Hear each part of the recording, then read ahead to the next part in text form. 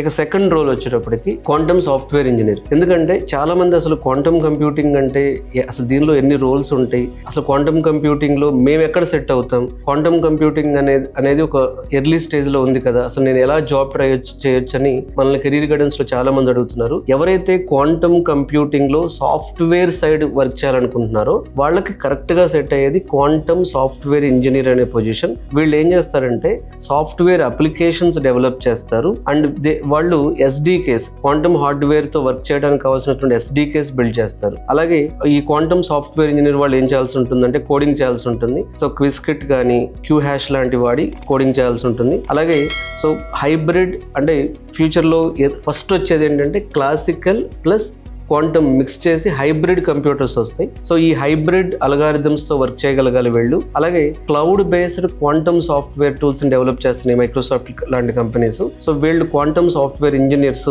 Cloud based quantum software tools ని కూడా develop చేయాల్సి వస్తుంది.